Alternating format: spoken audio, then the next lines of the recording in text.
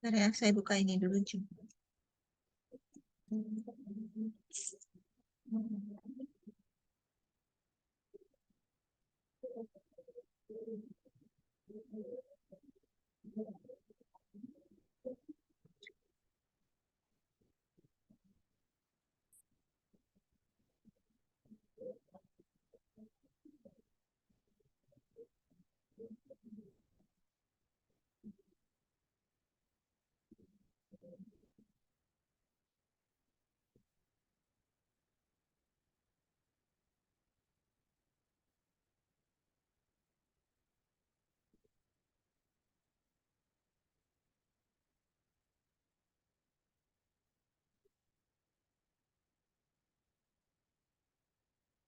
Kemarin dikasih tugas sama saya ya? Ya Mas ya. Halo, Iya Bu, dikasih. oke. Bisa presentasi dulu nggak tugas yang kemarin? Saya minta yang tolong yang nomor 3 dan 4 deh. Udah ada yang bikin. Tolong dipresentasikan dulu.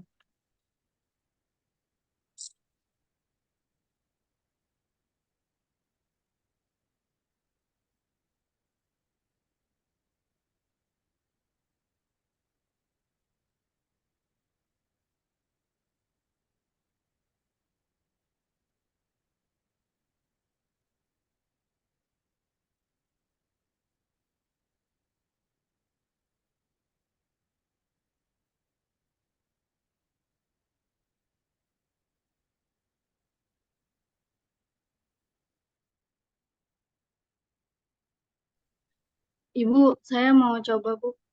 Ya, silakan. Izin Siapa coba ya? Ini ya. Fauzia, Bu. Ya, silakan Mbak Uji.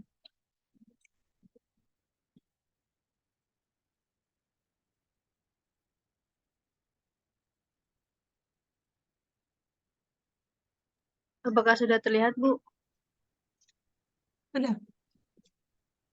Baik, saya izin jelaskan ya, Bu. Jadi, untuk nomor 3 itu kan buktikan jika bilangan X bilangan genap dan Y bilangan ganjil, maka X plus Y bilangan ganjil, maka X dan plus Y adalah bilangan ganjil. Jadi, ini saya misalkan bilangan genap diekspresikan sebagai 2K atau X-nya, di mana K ini adalah bilangan bulat. Dan bilangan ganjil diekspresikan sebagai 2M plus 1, di mana M itu adalah bilangan bulat. Jadi, X sama dengan 2K, Y sama dengan 2M plus 1. Nah, di sini jadinya X plus Y sama dengan 2K plus 2M plus 1. Nah, ini kita dikurungin 2K plus M plus 1. K plus M ini adalah bilangan bulat. Jadi, hasilnya adalah 2N plus 1, di mana N adalah bilangan bulat. Jadi, nomor 3 itu terbukti bahwa X plus Y adalah bilangan ganjil. Terbukti, Bu. Nih, betul sih ini, tapi penulisannya aja yang nggak benar ya. Terus yang ke bawahnya bisa langsung kamu bikin sekalian, bacakan. Oke, Bu. Untuk yang nomor 4 itu, buktikan jumlah dari dua bilangan ganjil adalah bilangan genap. Jadi ini saya misalkan bilangan ganjil adalah yang tadi 2M plus 1. Ini A sama dengan 2M1 plus 1, dan B adalah 2M2 plus 1. Jadi M1 kali M2 adalah bilangan bulat. Terus ini jumlah dari bilangan ganjil A plus B sama dengan 2M1 plus 1 ditambah 2M2 plus 1. Sama dengan 2M1 plus 2M2 plus 2. Jadi ini diituin 2 dikali M plus 1, M plus 2 plus 1, di mana M1 plus M2 plus 1 ini adalah bilangan bulat. Jadi hasilnya adalah 2N, di mana N adalah bilangan bulat. Jadi jumlah dari dua bilangan ganjil adalah bilangan genap. Terbukti, Bu. Oke. Terima kasih. Itu betul ya. Tapi penulisannya bisa saya perbaiki ya. Bentar. Saya izin stop share ya, Bu. Ya, baik. Bu. Makasih ya. Kamu namanya siapa tadi, Mbak? Ojeh ya. Fauzia Ramayanti, Bu.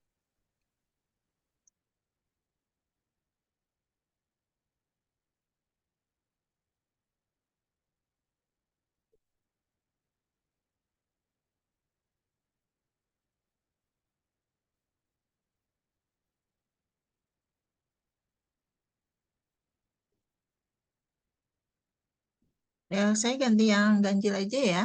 Yang dua-duanya ganjil ya tadi ya. Yang nomor berapa itu? Nomor ini ya? Yang nomor 2 ya? Iya Bu, yang nomor 4 itu jumlah 2 bilangan ganjil. Oke. Tadi betul ya, tapi belum tepat di dalam penulisannya. Jadi saya jelaskan dulu di sini, bentar. Misalnya jika X dan Y bilangan ganjil, maka X tambah Y bilangan genap. Jadi saya buktikannya itu dengan menggunakan bukti langsung ya. Jika P maka Q. Jika P maka Q. Nah, P-nya diketahui, maka kita buktikan Q, yaitu ya. Di sini jadi saya tulis nih saya supaya nggak nulisnya banyak berkali-kali gitu biar cepat. Ini misalkan P-nya itu X dan Y bilangan ganjil. Kita akan buktikan nanti P tambah X itu bilangan tambah itu bilangan genap ya. Sekarang kalau saya tulis di sini X itu bilangan ganjil, kita tulis X-nya bilangan ganjil. Maka kalau gitu X-nya itu bisa kita tulis definisi dari bilangan ganjil adalah suatu bilangan kalau dibagi 2 sisa 1. Bilangan genap yaitu suatu bilangan kalau dibagi 2 punya sisa 1. Nah, ini juga bilangan ganjil. Ya.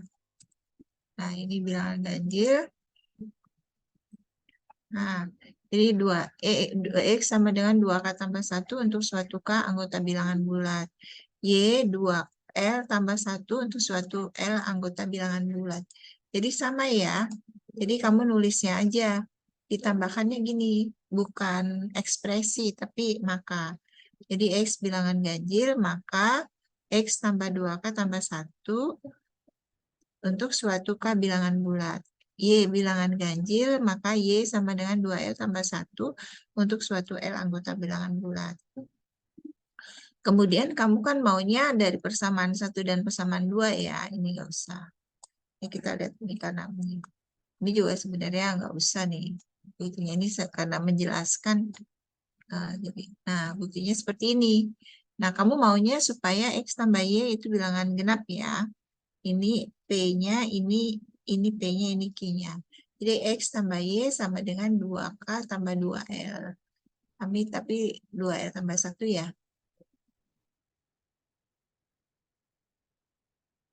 Tambah 1.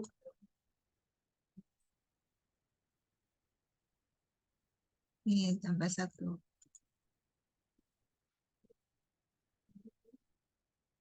Ini tambah 1. Gitu.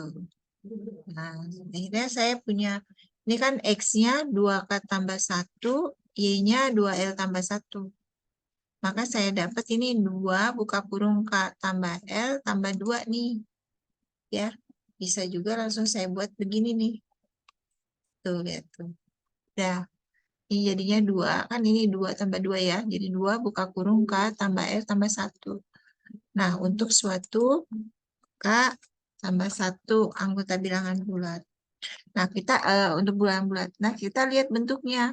Ini kan jadi 2K ya. 2K.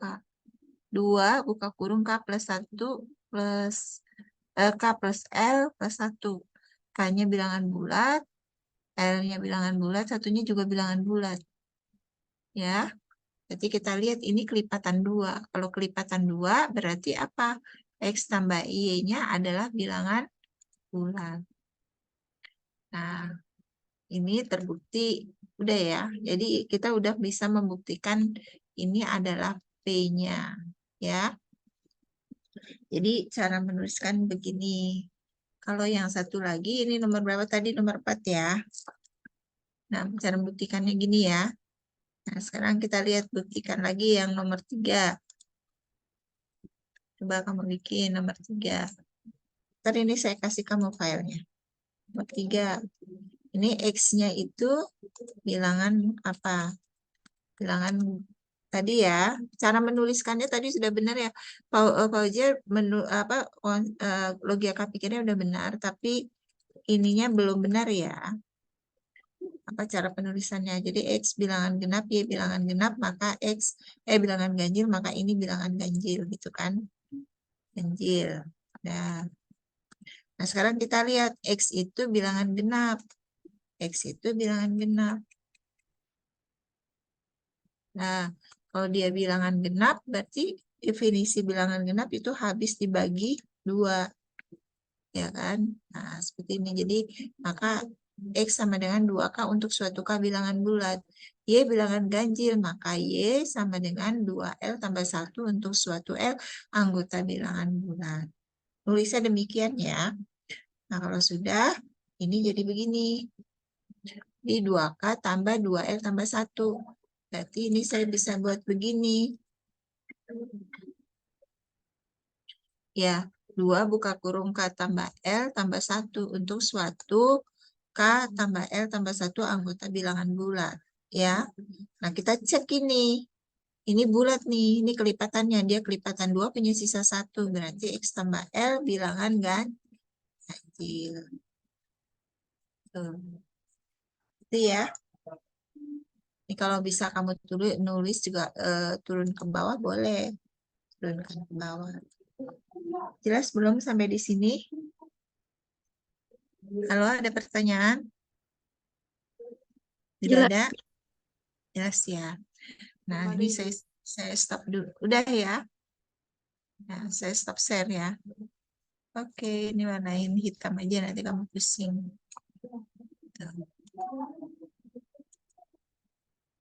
Tuh. Nah, sekarang ini saya stop share dulu ya. Nanti ini saya kirim.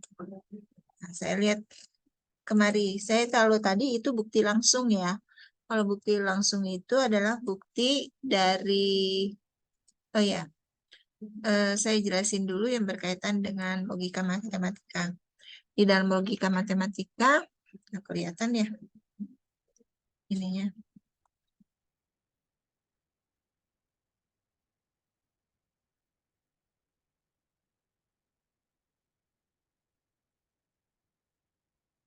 Saya pakai ini aja. Di dalam logika matematika kan ada implikasi ya, P maka Q. Tadi itu saya pakai P maka Q.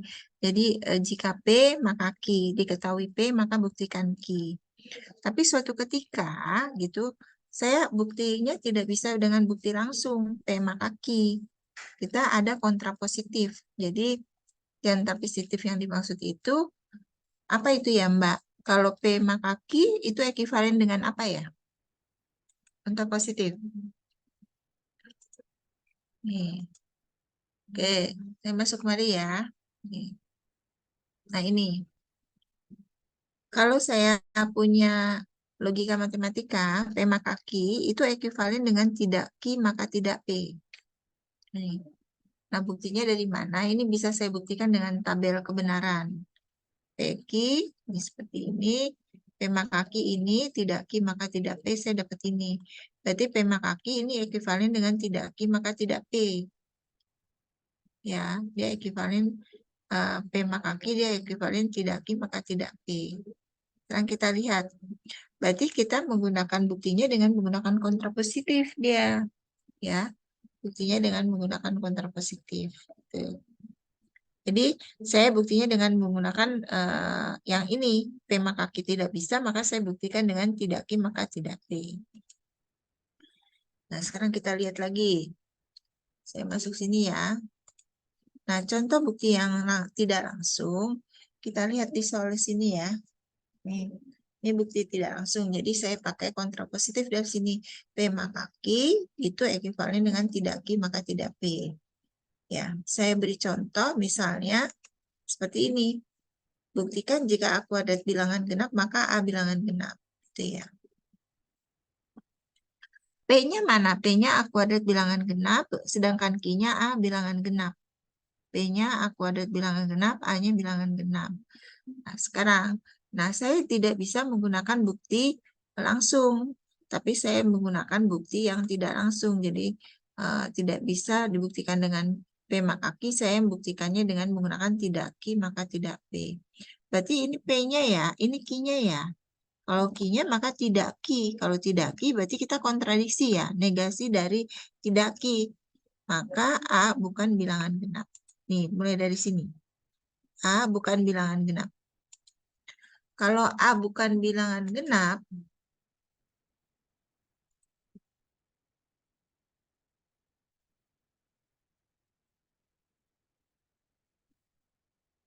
nah, kalau A bukan bilangan genap, berarti dia, kalau A bukan bilangan genap, itu ya, artinya A itu kan bilangan ganjil, gitu ya. Tapi saya mau nunjukkan dulu, membuktikan bahwa kalau dibuktikan dengan bukti langsung itu tidak bisa. Jadi A kuadrat sama dengan 2K untuk suatu K anggota bilangan bulat. Ini kalau A sama dengan akar 2K. Nah, ternyata memang ketika saya A sama dengan akar 2K, saya tidak bisa mendeskripsikan. Saya tidak bisa menyimpulkan bahwa A-nya bilangan genap. Ini karena akar 2 kali K, akar K. Itu nggak bisa. Ya, jadi saya mau tidak mau dengan bukti tidak langsung. Jadi buktinya saya andaikan A-nya bukan bilangan genap. Kalau A-nya bukan bilangan genap, artinya A bilangan ganjil. Kalau A bilangan ganjil tadi suatu bilangan, kalau dibagi 2 punya sisa 1, maka A sama dengan 2K plus 1. Untuk suatu K anggota bilangan bulat. Jadi di sini kamu kuadratin. Jadi A kuadrat, ini kamu kalikan. Buka kurung 2K tambah 1 kuadrat. Kamu kuadratin, maka dapatnya 4K kuadrat ditambah 4K tambah 1 nih. Sudah. Kalau gitu tinggal 2. Duanya kamu pindahin ya. 2 buka kurung 2K kuadrat tambah 2K tambah 1. Nah, 2K kuadrat tambah 2K ini saya nyatakan dengan X nih. Jadi 2 kali X tambah 1 untuk suatu X-nya yang ini. Itu anggota bilangan bulat. Nah, ternyata A kuadrat itu bisa dinyatakan dalam bentuk 2X tambah 1. Nah, ternyata hasilnya apa? Kontradiktif dengan yang diketahui. Yang diketahui apa? Yang diketahui adalah P. P di sini A kuadrat bilangan genap. Jadi, kontradiksi dengan yang diketahui. Jadi, A kuadrat bilangan ganjil ini dapatnya. Diperoleh A kuadrat bilangan ganjil. Ini kontradiksi dengan yang diketahui atau kontradiksi dengan hipotenusa, yaitu P sama dengan A kuadrat bilangan genap. Jadi pengandaian salah ya, atau pemisahan itu salah. Jadi haruslah A-nya itu bilangan genap. Ulang lagi ya, saya ulang lagi. Buktinya, kalau yang tadi itu adalah bukti langsung. Kalau sekarang itu saya melakukan dengan bukti tidak langsung gitu. Saya nggak bisa. Ini bisa saya tunjukkan seperti yang di bawah ini. Jadi A kuadrat sama dengan 2K. Jadi A sama dengan akar 2K. Ini adalah bukti tidak langsung. Bukti langsung. Saya harus dengan menggunakan bukti tidak langsung. Bukti tidak langsung itu kita menggunakan tidak Q maka tidak P. Jadi kalau A bilangan genap, maka A sama dengan 2K plus 1 untuk suatu K bilangan bulat. Ini A kuadrat sama dengan 2K plus 1 kuadrat. Sudah. Setelah dijalankan dapatnya 2X tambah 1 ya. Oh ternyata A kuadratnya bilangan ganjil. Wah kalau gitu ini kontradiksi dong dengan yang diketahui. Yang diketahui adalah P. A kuadrat bilangan genap. Jadi harusnya A kuadrat harusnya ya kontradiksi dengan A kuadrat bilangan genap. Jadi kontradiksi dengan hipotenusa, dengan yang diketahui. Jadi pemisalan bahwa A kuadrat bilangan genap itu A kuadrat bukan bilangan genap itu salah. Jadi harusnya A bilangan genap. Ya. Ini dengan bukti tidak langsung. Ya. Ada lagi. Kalau tadi P maka Q, kita menggunakan pengandaian tidak Q maka tidak P. Gitu. Tidak Q maka tidak P. Tapi kalau di sini ini nggak bisa tidak Q maka tidak P. Karena kalau kita lihat soal yang di sini nampaknya bukan implikasi tapi pengandaian kontradiksinya ada di dalamnya. Kita lihat ya. Buktikan akar 2 adalah bilangan irasional. Nih, buktikan akar 2 bilangan irasional. Ya, saya andaikan nih langsung. Andaikan akar 2 bukan bilangan irasional. Kalau akar 2 bukan bilangan irasional berarti artinya apa? Artinya akar 2 merupakan bilangan rasional.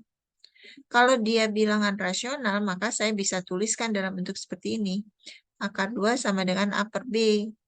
Ya. A dan B-nya bilangan bulat, B-nya tidak sama dengan 0, faktor persekutuan terbesar A dan B itu sama dengan 1. Gitu. Ini kenapa saya tulis demikian gitu ya.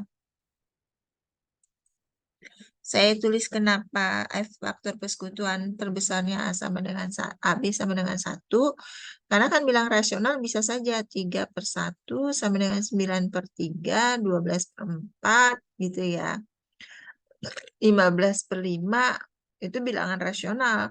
Tapi tak hingga banyaknya. Jadi saya ambil yang pecahannya yang paling sederhana. Yang paling sederhana berarti FEB-nya harus sama dengan 1. Udah ya. Kalau FEB-nya sama dengan 1, saya cuma ini.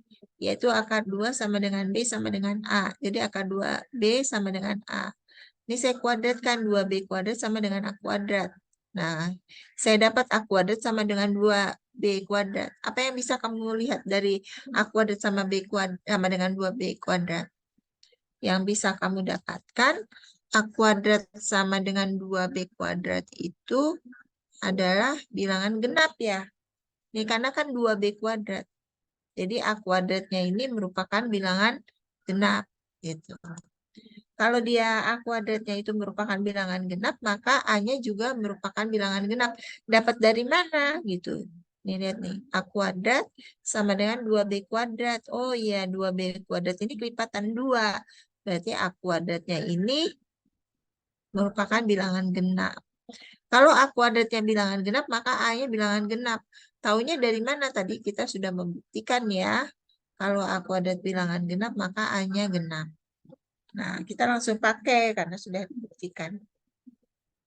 Maka A-nya merupakan bilangan genap. Nah, kalau dia A-nya bilangan genap, berarti saya bisa nyatakan seperti ini nih. Jadi, A dapat dinyatakan dalam bentuk A sama dengan 2K untuk suatu K-nya bilangan bulat. Nah, kalau sudah, ini adalah persamaan pertama nih. Nah, nih persamaan pertama. Kemudian yang ini juga saya dapat.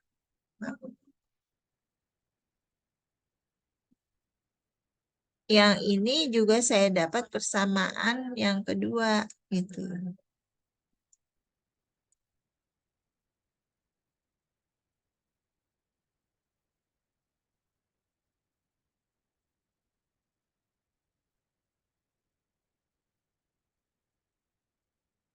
Sudah ya. Ini persamaan pertama, ini persamaan kedua gitu. Sudah ya. Sekarang tinggal saya substitusikan persamaan pertama, kedua ke yang pertama.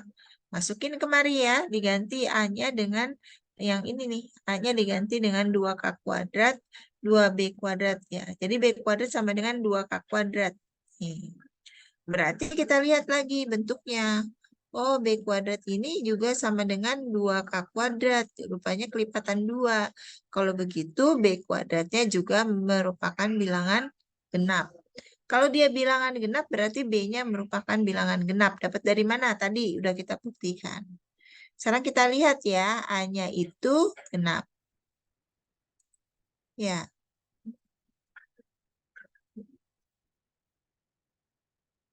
Udah ya. A-nya genap. Sekarang saya lihat A-nya juga tadi genap ya. Nih, tadi lihat nih, mana lihat. Nah, A-nya juga genap. A-nya genap nih. Nah, kalau dia genap, punten dulu.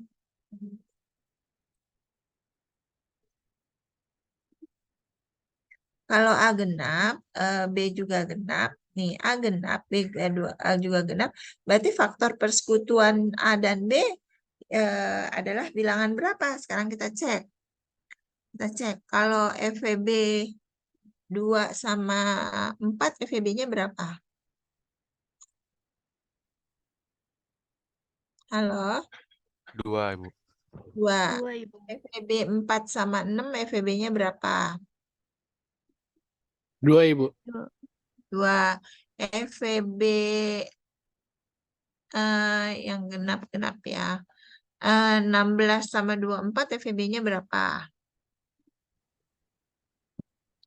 8, 4, 2. 8. 8. Kan fakultas 8. Nah, kalau kita lihat berarti kan FVB dari A dan B ini FVB dari A dan B merupakan suatu bilangan genap ya. Bilangan genap. Itu ya. Apa ya komputer saya?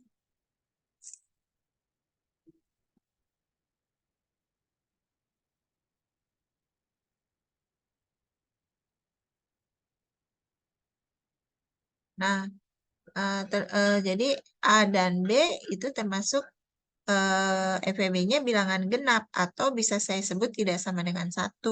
Ya, kalau dia FVB-nya tidak sama dengan 1, berarti kan dia kontradiksi dari yang tadi saya sudah andaikan di sini. Faktor persekutuan terbesar A dan B sama dengan 1. Nah, kontradiksi kan dengan faktor persekutuan terbesarnya tadi yang udah saya udah saya misalkan itu sama dengan 1. Berarti pengandaian akar 2. Kalau dia sama dengan 1 berarti apa? Ini kontradiksi ya dengan yang tadi pengandaian yang sudah udah kita tetapkan di atas. Berarti pengandaian akar 2 bukan bilangan irasional itu salah. Ya kan kita udah andaikan di sini. Karena saya melakukan pengandaian bilangan irasional. Akar 2 bilangan irasional. Berarti pengandaian akar 2 bilangan irasional salah. Jadi haruslah akar 2 bilangan irasional. Karena bukan, jadi negasi dari ini adalah bilangan irasional. Itu ya. Jadi punten lagi di dalam teori bilangan nanti kita temui ada bukti langsung dan bukti tidak langsung. Tadi kalau bukti langsung kita menggunakan implikasi P maka Q. Jadi saya bergerak dari P maka saya dapat nanti ujungnya saya menghasilkan Q gitu. Tapi tadi kita sudah lihat dua contoh yang sudah saya berikan. Misalnya saja tadi A kuadrat bilangan genap. Maka A bilangan genap, itu saya tidak usah menggunakan bukti langsung. Saya gunakan bukti tidak langsung. Jadi dengan menggunakan kontrapositif, jadi saya bergerak dari tidak Q, maka mendapatkan tidak P. Nah, tidak P-nya itu berarti kontradiksi dengan yang diketahui. Nah, yang diketahui P, maka haruslah pengandaian tidak Q-nya salah ya, jadi harusnya Q. Nah, yang kedua, saya juga menunjukkan ada soal yang bentuknya rupanya tidak bentuknya implikasi gitu di dalam soal, tapi akar 2, tunjukkan akar 2 itu bilangan irasional gitu. Nah, kalau tunjukkan akar 2 bilangan irasional, rupanya saya nggak bisa pakai P maka Q, tapi dengan pengandaian juga, tapi rupanya saya mengkontradiksikannya pada waktu di bagian tengah awal di dalamnya ya. Gitu. Jadi bentuknya tidak P maka Q. Seperti itu. Ada pertanyaan? Tidak ada?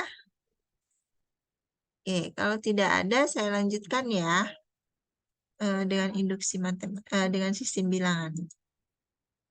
Nanti kita latihannya pas di induksi matematik.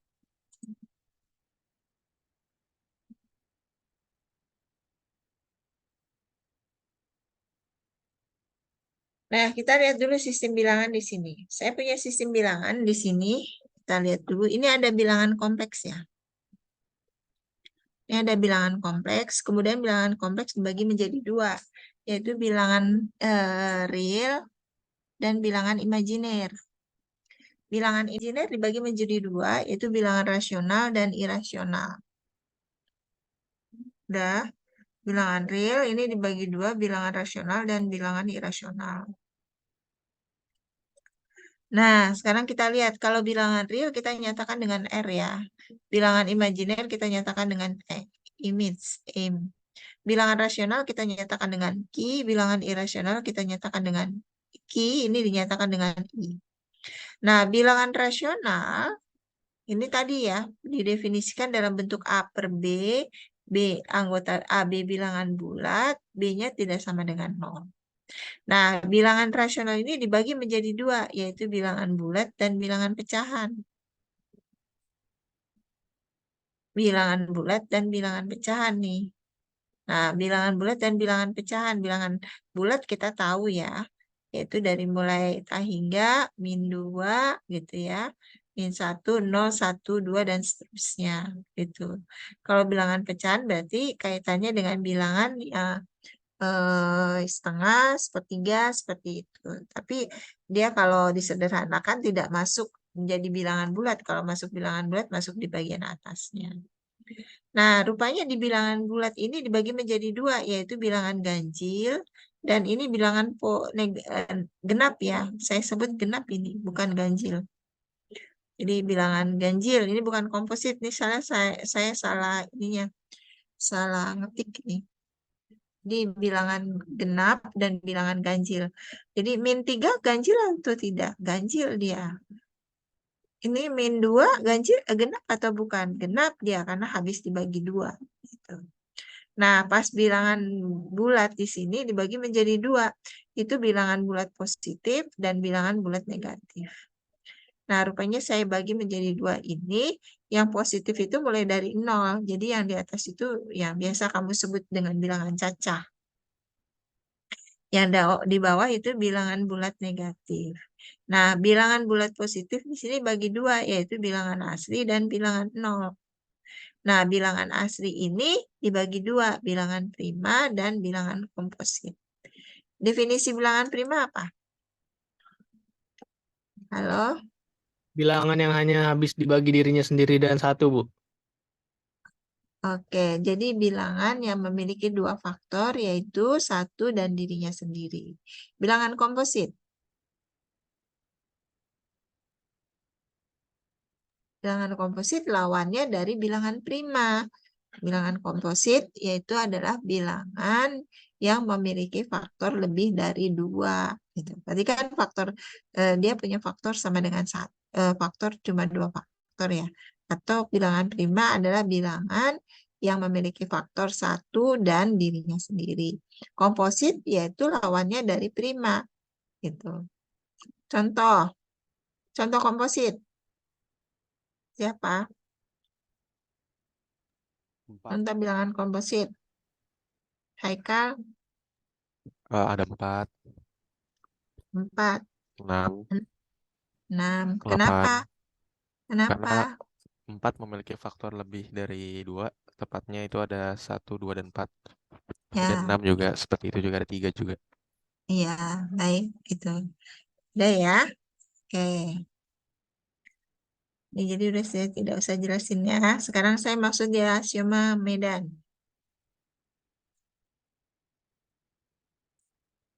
Tapi saya batasi untuk yang ini ya, yang untuk operasi penjumlahan.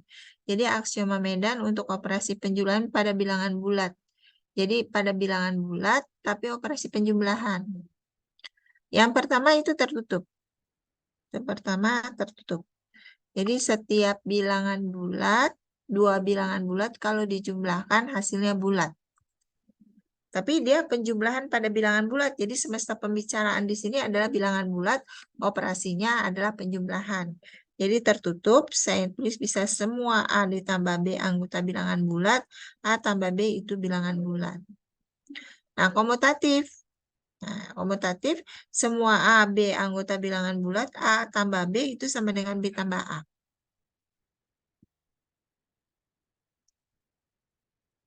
Kemudian asosiatif, semua A, B, C anggota bilangan bulat, itu buka kurung A tambah B tambah C, tinggal kamu lihat aja, dirubah tanda kurungnya. Yang tadinya kurungnya di depan, pindah ke belakang. Tuh. Nah, saya punya elemen identitas. Konsep elemen identitas yaitu suatu bilangan, bila ditambahkan elemen identitas, hasilnya bilangan itu sendiri. Kalau pada penjumlahan, berarti elemen identitasnya 0. Jadi A tambah 0 sama dengan 0 tambah A sama dengan A.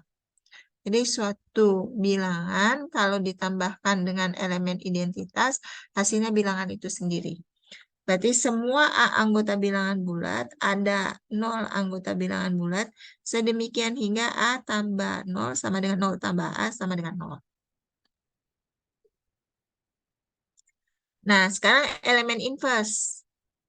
Elemen inverse suatu bilangan kalau dioperasikan dengan elemen inverse, hasilnya elemen identitas. Suatu bilangan kalau dioperasikan dengan elemen inverse, hasilnya adalah elemen identitas. Elemen inverse, semua A anggota bilangan bulat, ada min A anggota bilangan bulat, sedemikian hingga A tambah min A sama dengan min A tambah A sama dengan 0. Dah, semua A anggota bilangan bulat, ada min A anggota bilangan bulat, sedemikian hingga A ditambah min A sama dengan min A tambah A sama dengan 0. Dah?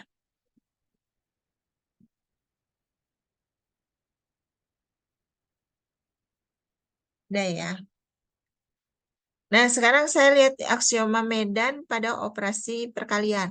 Kalau kita lihat operasi perkalian, itu operasinya tertutup.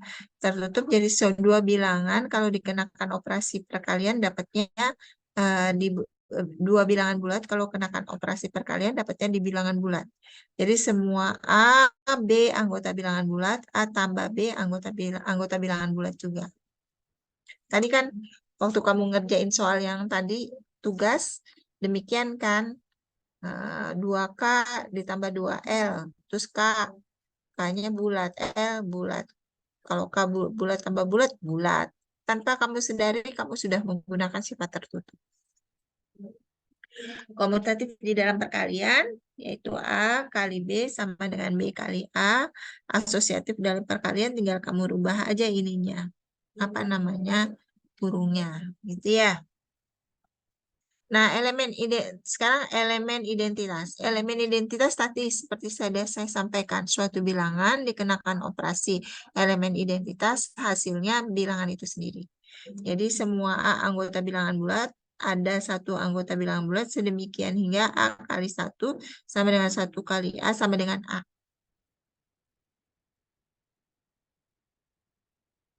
Pertanyaannya, elemen inverse ada nggak di operasi perkalian? Suatu bilangan dikenakan operasi dengan elemen inverse, hasilnya elemen identitas. Dalam perkalian ada nggak elemen ada. inverse? Tidak ada. Kenapa, Haikal? Kalau elemen inverse tadi yang dipenyebabkan dia ditambah dengan inverse-nya. Kalau berarti ini dikali dengan Kali inverse-nya dengan kan inverse-nya. hasilnya berbeda, Bu. Misalnya tadinya bulat Kan. positif jadi bulat negatif. Oke, sekarang gini, pertanyaan jawabannya betul. Coba lihat Haikal dan teman-teman semua. Saya punya dua dikali berapa supaya kan elemen identitasnya 1. 2 kali berapa sama dengan 1. Berapanya itu berapa? Setengah. Nah, setengah. Setengahnya bilangan bulat atau bukan? Bukan, Bu, pecahan. Bukan. Pecahan. Berarti karena dia kan kalau dia elemen inverse-nya juga harus di bilangan bulat gitu. Inverse-nya juga merupakan bilangan bulat. Tapi yang kita dapatkan setengah-setengah kan, bukan bilangan bulat. Jadi dia tidak punya elemen inverse pada operasi perkalian pada bilangan bulat. Paham? Misalnya 6. 6 dikali berapa sama dengan 1? 1/6. 1/6 di bilangan bulat bukan? Bukan. Berarti apa? Karena 1/6-nya bukan bilangan bulat dia. Jadi yang namanya bilangan yang punya elemen inverse, suatu bilangan dioperasikan dengan bilangan yang ada di dalam semesta pembicaraan. Suatu bilangan dioperasikan dengan elemen inverse, di mana elemen inverse itu berada pada semesta pembicaraan. Kalau kita bilangan bulat, dia harus bilangan bulat. Itu harus sama dengan elemen identitas. Gitu ya. Udah paham ya? Ini pernyataan saya harus diingat-ingat loh. Nanti di struktur aljabar kamu akan banyak bermain tentang elemen inverse, elemen identitas. Kemudian sifat distribusi. Semua A, saya kira kalian sudah tahu ini. Jadi semua A, B, C anggota bilangan bulat, buka kurung A tambah B tutup kurung plus C sama dengan A kali C ditambah B kali C. Semua A, B, C anggota bilangan bulat, C kali A tambah B itu C kali A, C kali B. Pertanyaan saya, Ada elemen inverse pada operasi pembagian nggak? Pada bilangan bulat. Ada elemen inverse pada operasi. Ntar dulu saya ini. Pertama dulu deh, kalau ini saya ganti pada operasi pembagian, tertutup nggak pada operasi pembagian?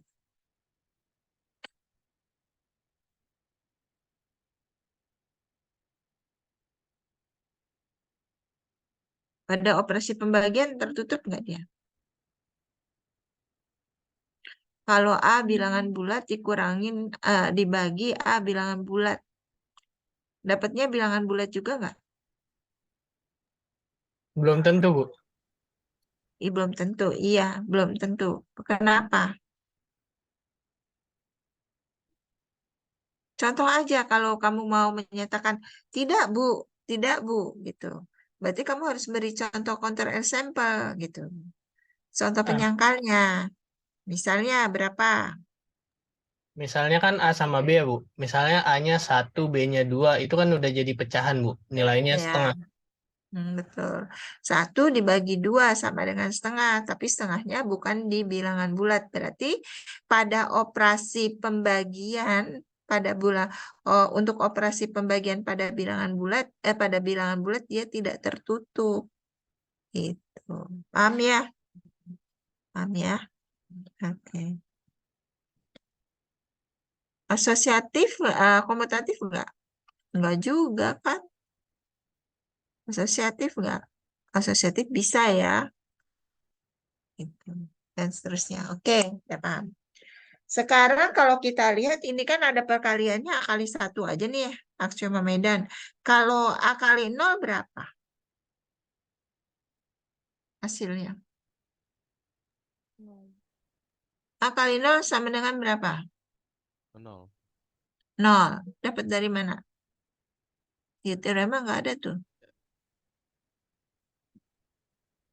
Dari dulu, Bu. Dari dari SD dulu juga ada udah dikasih ada tahu. ada aturan kalau misalnya Hah? semua angka yang dikalikan dengan 0 akan menghasilkan 0.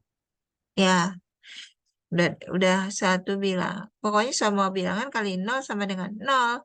Tapi dasarnya apa? Nggak ada di aksioma Medan. Kalau tidak ada berarti itu jadi suatu teorema ya. Kamu harus buktikan. Tolong dibuktikan berdasarkan aksioma yang udah saya jelasin ini. Gitu. Nah, sekarang kamu lihat nih. Jadi harus buktikan ya.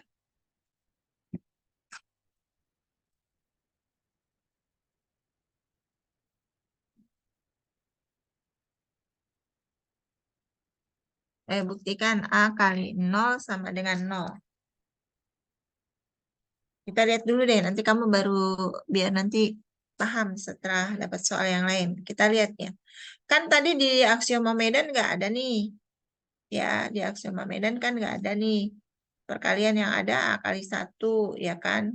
Yang ada tambah 0. Nah, A kali 0 nggak ada, berarti jadi teorema.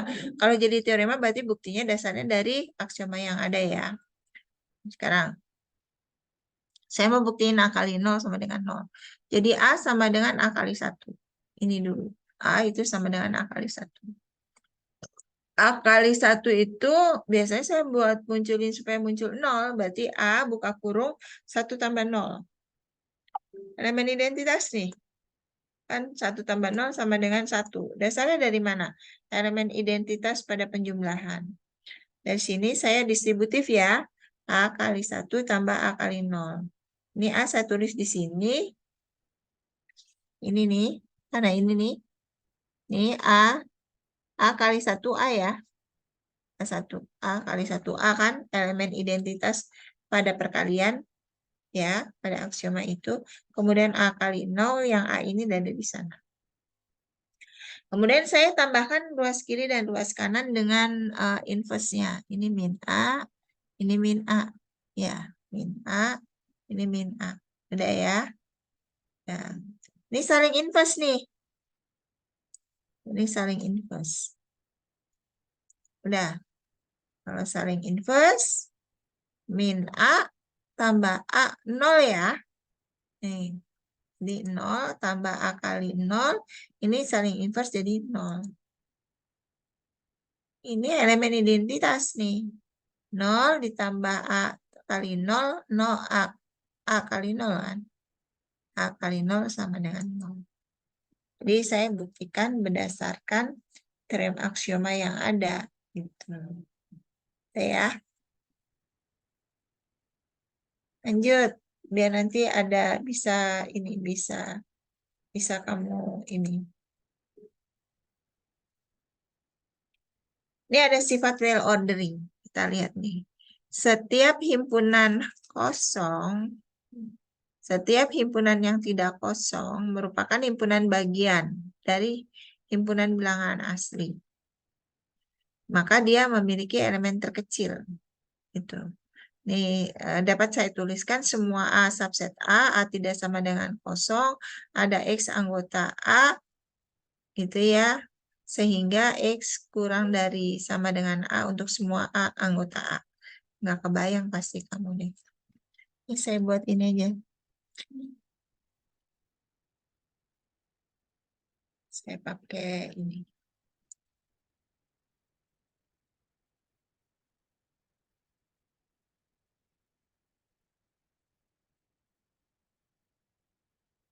Biar kebayang.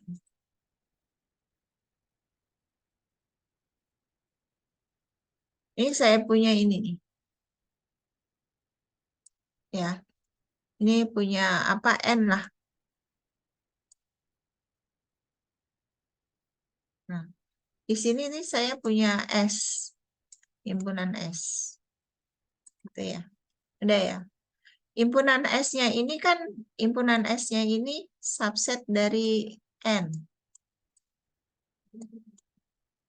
Tapi S-nya juga nggak kosong, karena dia isi. Dia nggak kosong. Dia nggak kosong. S subset dari himpunan N, himpunan bilangan asli, S-nya juga nggak kosong, maka dia punya elemen terkecil di sini. Nih. Nih. Elemen terkecilnya. Elemen terkecilnya yang mana? Ini dia. Ini elemen terkecilnya. M. Saya sebut elemen terkecilnya M. Bu, kalau misalnya nggak M gimana gitu kan? Tadi ditulisnya X ya. Katakanlah di sini X lah. Elemen kecilnya X. Gitu. Nah, di sini kan A. Jadi X yang ini kurang dari semua anggota N yang ada di sini. Udah ya? Oke.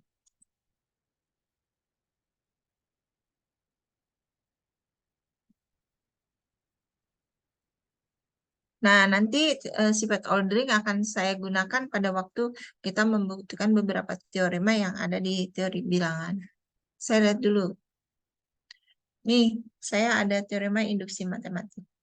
Setiap himpunan S merupakan himpunan bagian dari himpunan bilangan asli. Yang pertama, itu satu anggota S. Gus mau makan ya, Gus? Beli. Ya, Gus beliin nih buat teman-teman, Gus. Betul. Hah? Salah aja nih, Dada. Mau apa? Tahu. Gue mau apa makannya? Apa aja. Ini kita lihat lagi. Ini pertama, kita lihat satu itu anggota S. Kemudian yang kedua, ini B. Jika K anggota S, maka K plus 1 anggota S. Maka S tambah N, S sama dengan N.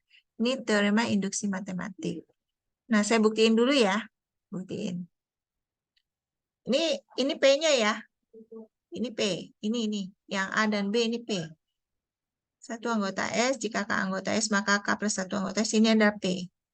Terus S sama dengan N itu Q. Jadi P maka Q.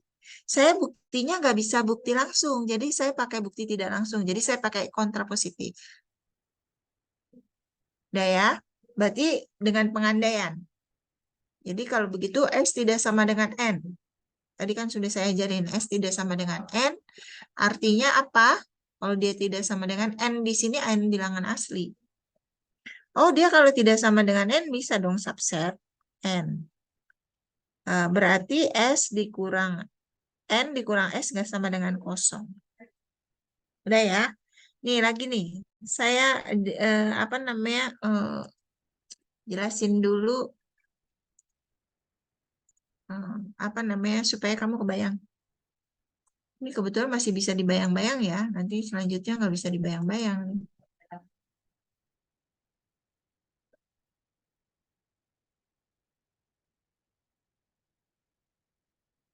Saya punya bilangan, ntar dulu ini kemana ganggu saya ini.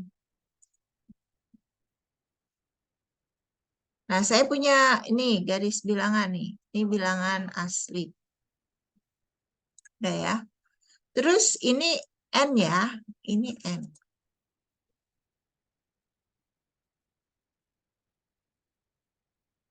Saya langsung aja lah. Jelek nggak apa-apa ya tulisannya ya.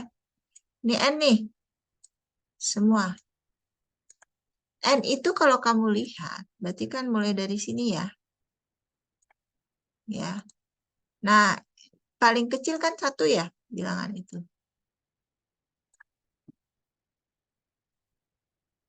Nah, kalau kita lihat lagi, punten ya, saya buat lagi. Ada satu selang di sini.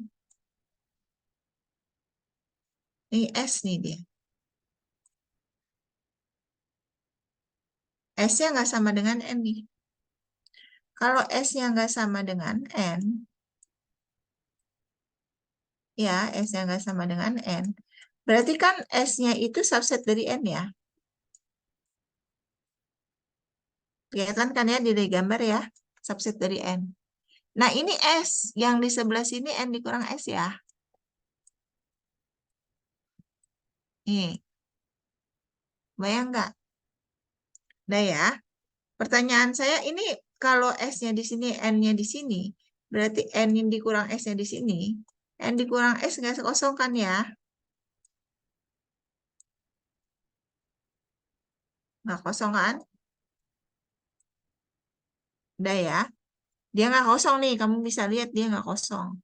Kalau dia nggak kosong, N-nya juga subset dari ini N dikurang S kan juga subset himpunan subset dari N kan. Nih,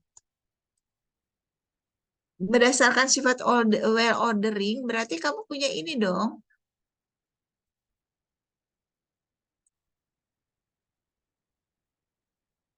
Punya elemen terkecil. Elemen terkecil nih saya sebut elemen terkecilnya sama dengan M. Paham sampai sini? Nah, sampai sini dulu dipahami. Ini ada N, N S-nya subset N, berarti di sini N dikurang S ya. N dikurang S itu karena ini himpunan tak hingga banyaknya kan, bilangan asli, dia N dikurang S tidak sama dengan kosong ya. Nah, N dan N min S juga subset dari N. Tadi dengan menggunakan sifat well ordering, berarti N dikurang S mempunyai elemen terkecil, saya sebut M. Sekarang pertanyaan saya lanjut nih. Berarti M-nya ini anggota di ini kan ya.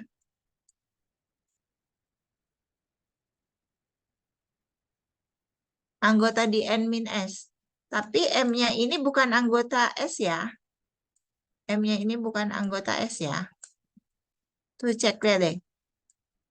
Kan dia nggak ada di S.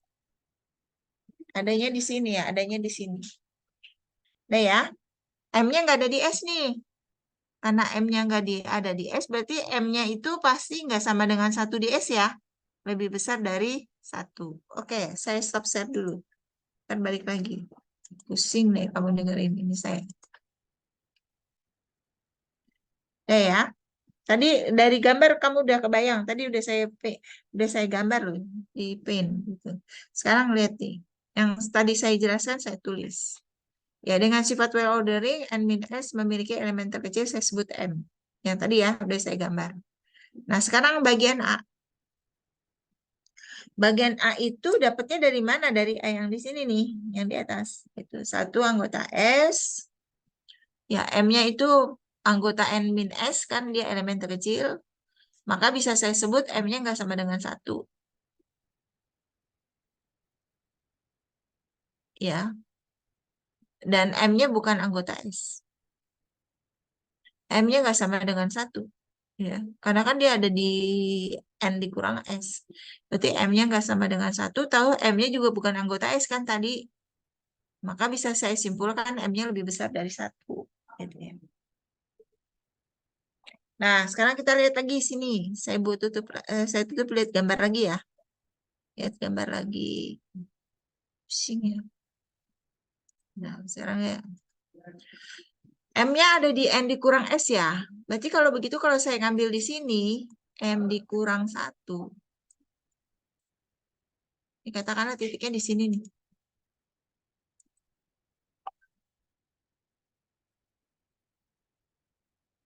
Ini titiknya di sini, M dikurang 1. Ada di S ya. Kan ini dia paling kecil. Udah paling batas, paling bawah. Kalau saya mundurin 1, berarti dia masuk di S ya. Oke, saya tutup nih. Balik kemari ya. Nah, nih dari teori yang ada kan diminta jika K anggota S. Jika K anggota S tadi saya berdasarkan gambar M-1 itu ada di S. Oh, kalau gitu saya ambil aja. K-nya itu sama dengan M-1. Kan dia ada di S. Udah? Maka bisa saya, oh rupanya harus saya menunjukkan K plus 1 anggota S. Jadi K plus 1 sama dengan M dikurang 1 tambah 1 sama dengan M. K plus 1 itu di S loh. Tapi hasil perhitungan ini kok M. Kalau K plus 1 di S, berarti M juga di S. Udah. Sekarang berarti kalau gitu apa? Kontradiksi dengan M bukan anggota S kan? Jadi pengandaian salah, jadi haruslah S dikurang N. Paham? Nggak paham deh pasti. Nah, saya langsung aja deh ke teorema soalnya aja ya. Ini ada teorema induksi matematik tidak saya nyatakan dalam bentuk teorema bentuk penulisannya seperti ini, tapi ada juga yang saya tulis seperti ini. Untuk semua N bilangan asli, Pn adalah pernyataan yang tergantung dari N. Jika P1 benar, A pertama P1 benar. Jika PK benar, maka PK plus 1 benar, maka PN bernilai benar untuk semua N anggota bilangan asli. Ya. Nah, contohnya di sini saya jelasin dulu, nanti kamu di sini latihan soalnya. Nah, kamu diminta nih buktikan 2 tambah 4 tambah 6 tambah 8 tambah seterusnya sampai 2N sama dengan N kuadrat tambah N untuk semua N anggota N. Nah, kapan sih saya ngebuktiinnya dengan menggunakan induksi bilang matematika? Saya buktiin ini dengan menggunakan induksi matematika gitu. Apabila berlaku untuk semua N bilangan asli. Nih, dia berlaku untuk semua N bilangan asli. Nah, untuk menyelesaikan ini saya perlu menggunakan induksi matematik. Nah, dengan menggunakan induksi matematik tentunya yang tadi ya. Berarti saya harus yang pertama nunjukin untuk N sama dengan 1 anggota S enggak? Kita tunjukin. Kemudian ditunjukkan juga jika K anggota S, maka K plus 1 anggota S. Kita lihat ya. Oke. Untuk N sama dengan 1 anggota S. Saya biasanya kalau untuk N sama dengan 1 anggota S, saya bergeraknya dari sebelah sini nih, Mas. Dari bagian sebelah kanan. Jadi N kuadrat tambah N, N-nya saya ganti 1, 1 kuadrat tambah 1, sama dengan 2. Gitu. Itu sama dengan 2 kali 1 ini. Ya. Betul ya? Berarti 1 anggota S. Nah, saya pakai yang kedua, misalkan N sama dengan K anggota S. Ini saya misalkan, N sama dengan K anggota S. Kalau dia sama dengan K anggota S, berarti memenuhi ini ya. Maka 2 tambah 4 tambah 6 tambah 8, dan seterusnya tambah 2 kali K. Nih K-nya. Kan kalau N-nya sampai di sini. Kalau K berarti ini tinggal diganti K ya. Itu sama dengan ini tinggal ganti K juga. Berarti K kuadrat tambah K. Sekarang akan ditunjukkan untuk N sama dengan K plus 1 anggota S. Kita bikin lagi baris ini, deret ini. Jadi 2 tambah 4 tambah 6 tambah 8 dan seterusnya. Tambah 2K tambah buka kurung K plus 1. Ini sampai sini. Nah, sekarang kita lihat, Mbak. Punten ya. Ini nih, dari sini nih, dari 2 sampai 2K, itu jumlahnya berapa? K kuadrat tambah K ya. Ini dia. Nah, ya kan? Dapat dari atas nih. Terus 2K plus 1, kita tulis.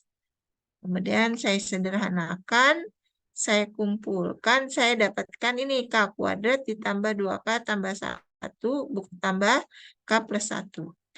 Nah, ini diarahkan sama saya supaya bentuknya menjadi K plus 1 kuadrat ditambah K plus 1. Nih, ini kan bisa dikuadratkan ya. K kurung K plus 1 kuadrat ditambah K plus 1. Nah, kalau bentuknya sudah seperti ini, udah bentuknya udah bisa bentuk seperti di atas tapi dalam bentuk K plus 1, oh ternyata iya, berarti diperoleh K plus 1 anggota S ya. Dari A dan B disimpulkan, ya sudah, 2 tambah 4 tambah 6 tambah 8 tambah 2N tambah N kuadrat tambah N itu untuk semua anggota N. Ini paham belum? Tolong ditulis dulu deh. Ditulis dulu sama kamu. Ya, habis ini kita latihan soal. Ini saya ini di print screen ya, kalau nggak ini. Oke. Di print screen ya. Bagus, bagus. Ini juga. Oh, ini merek. Udah. Oke, sudah di print screen. Kalau sudah, saya minta kamu ngerjain yang di bawah ini nih. Nomor 4.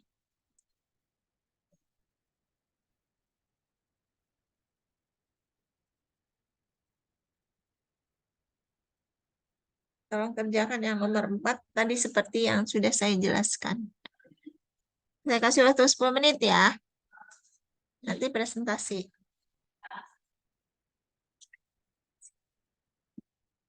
Udah di print screen? Ibu maaf, boleh lihat syarat teori induksi matematikanya nggak yang tadi? Yang ini? Iya, itu. Bukan, Bu, yang bawah. Yang ini? Yang ini. Nah, di Makasih, print Bu. screen. Sudah? Oke, kalau sudah di print screen, sekarang ini di print screen juga sama kamu. Supaya nanti lihat contoh cara pengerjaannya. Dari print screen. Nah, sekarang kamu ngerjain yang ini. Kalau di print screen,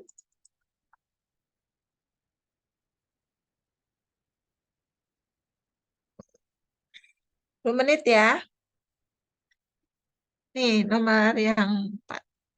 Saya minta kamu jujur ya, jangan ngambil di Google ya. Nanti kamu search di Google, pasti jawabannya ada tuh. Tapi kamu coba sendiri gitu. Udah ya? Oke. Saya tutup. Udah, kamu tolong kerjakan.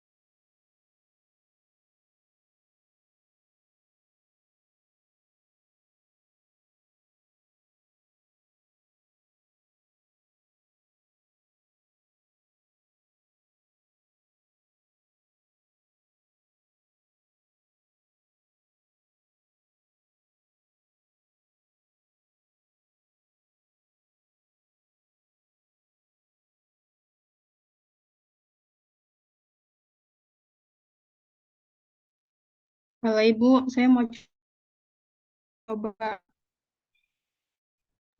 Oke, silakan, silakan. Mangga, Oke, mangga. izin share screen ya, Bu.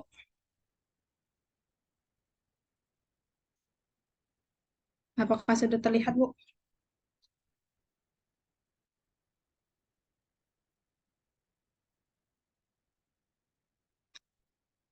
Oke, di sini kan soalnya buktikan 1 plus 3 plus 5 plus 7 plus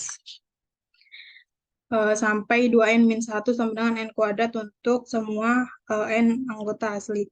Nah, yang pertama itu kan sesuai teorema tadi, saya buktinya n sama dengan 1. Nah, itu terbukti benar. Terus yang keduanya itu n sama dengan k. Nah, tinggal diganti aja n-nya itu sama k. Nah, itu terbukti benar. Terus yang ketiga itu n sama dengan k plus 1. Nah, tinggal diganti aja k-nya itu kan ini ganti k kuadrat. Terus ini tinggal diturunin aja. Terus yang ininya tinggal dikali maksud gitu. Terus hasilnya segini. K plus, eh, k plus 1 kuadrat sama dengan k plus 1 kuadrat terbukti. Gitu, Bu. Oke, makasih Dwi. Dwi, stop dulu ya. Di sini aja, jangan ditutup dulu. Wi, kamu ini yang di sebelah kanan, K plus 1 kuadratnya dihapus semua, Wi. Yang Yang sebelah sebelah ini. kanan. Iya, semua nih. Iya, dihapus semua. Kamu ngerjainnya ini aja nih. Yang sebelah kiri aja. Jadi sebelah kiri sampai ke bawah itu sama dengan K1. Terus sama dengannya dipindahin di sebelah kanan ini nih. Di baris kedua. Itu ya, Wi. Oh, ya baik, Bu. Tapi kalau kamu ngerjain begini sama saya coret. Orang kamu mau membuktikan langsung udah tahu K plus 1 kuadrat gitu. Padahal kamu akan menunjukkan ini yang kamu tulis di atas itu sama dengan buka kurung K plus 1 kuadrat. Ya, ya Wi ya, gitu. Oke, makasih, Bu. Yuk, kamu tutup deh. Nih, saya ulang lagi ya. Saya liatin lagi ya cara bikinnya ya. Oke.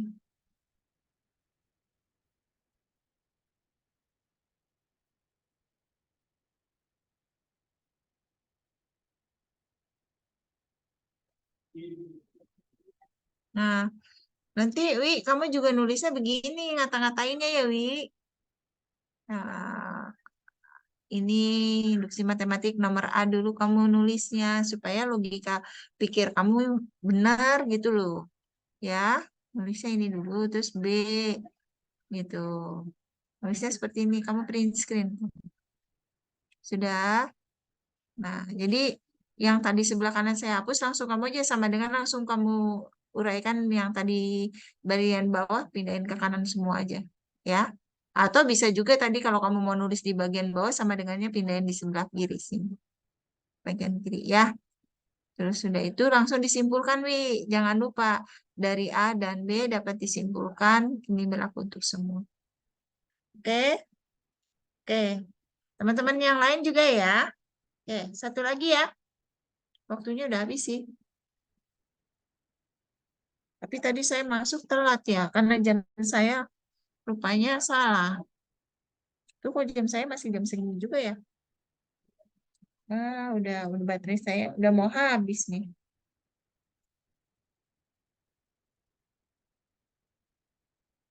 Udah 3:38. Wah, baterainya udah mau habis nih.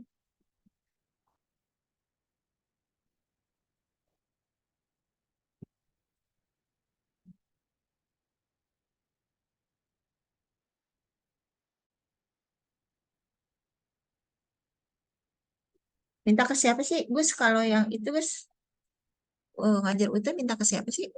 Ke siapa anak orang UT? Siapa ntar aku telepon dia aja. Ke itu Endang bisa ya? Endang. Ah, ah, ntar aku mintain Endang aja. Kok kasih aja itunya? Ininya. Ah, saya kuliah kok pada lumayan itu ngajar di sana nih, Gus. Jadi ini mati. Lupa. Dah, yang nomor 4 tolong. Saya stop share ya.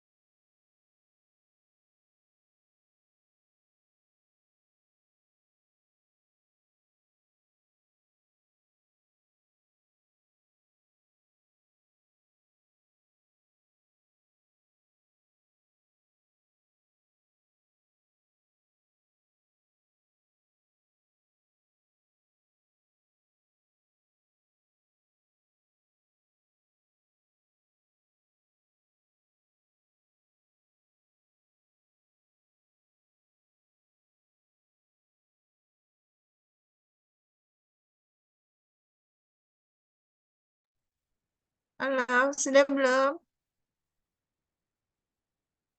Waktunya udah mau habis. Ayo, 5 menit lagi.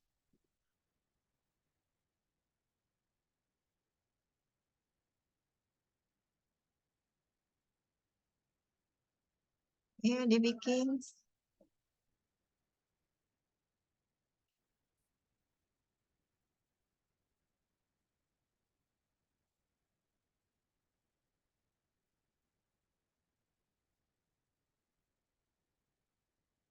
Nah, kalau begitu harus bahu membahu, Gus. Iya. Iya, kalau ada sih, itu juga nggak rugi juga dia.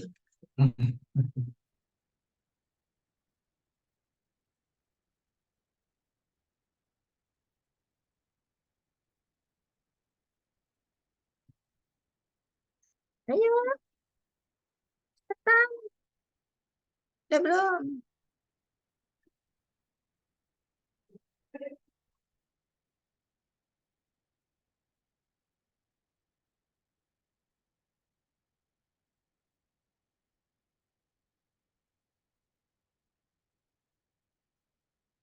Ini.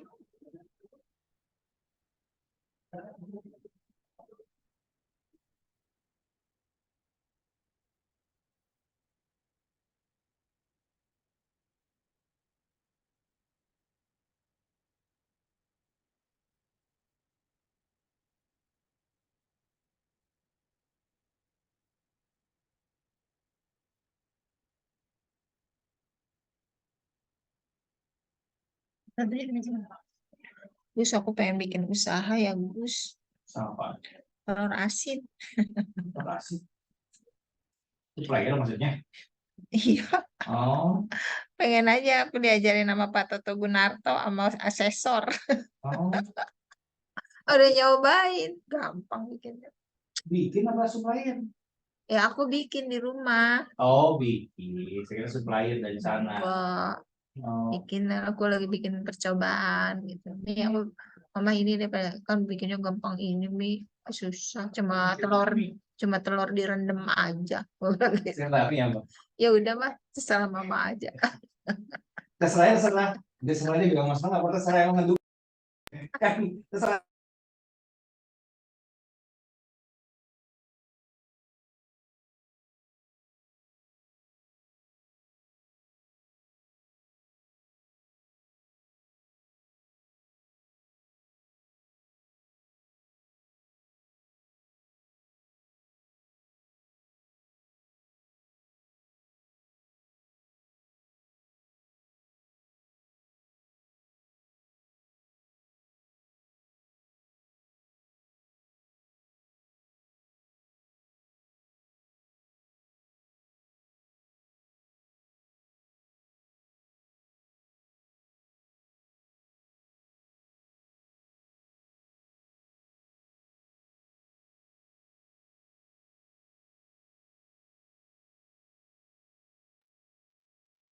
Ayo, nggak bisa ya?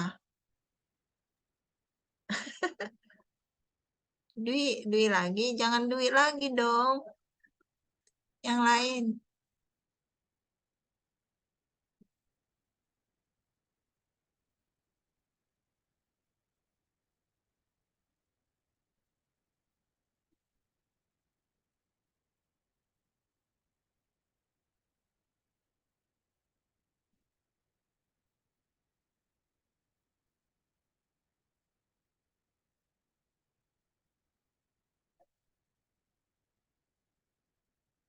Kok pada diam semua? Tangga, ayo nggak? Mana? Bu, Udah maaf selesai Bu, belum? ini Oh, tadi baru bingung soalnya emang yang mana sih Bu gitu Bu? soalnya yang ini aku share ya. Iya Bu. Kenapa nggak ngomong kalau bingung? Diem aja kamu. Nih yang ini. Nih, warna merah.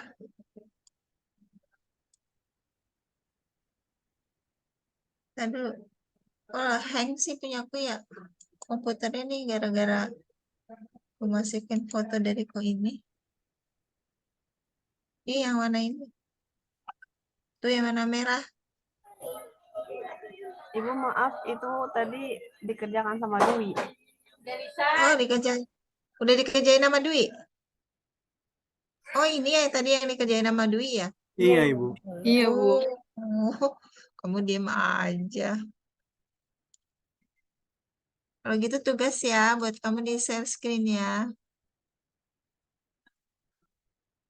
Aku kirim ke Rangga ya tugasnya ya. Iya, boleh, Ibu. Bentar.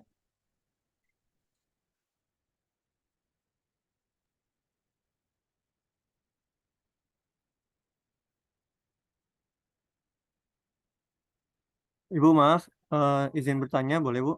Boleh. Eh, Kenapa? untuk ngumpulin itu di mana, Ibu? Soalnya LMS sama Teams-nya belum ada, Bu. Iya, saya belum sempat gimana ya. Bu sudah ada dibikinin belum Bu teori bilangan? Matkul LMS, matkul apa? teori bilangan.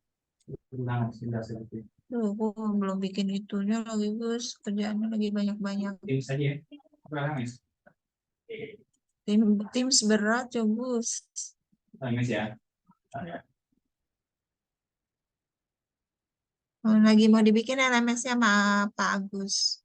Insya Allah minggu depan ya kita sudah mulai. Tugas sudah saya kasih Rangga ya. Oke, Bu. Ya, Terima baik. kasih, Bu. Baik, saya tutup ya. Assalamualaikum warahmatullahi wabarakatuh. Salam selamat siang semuanya.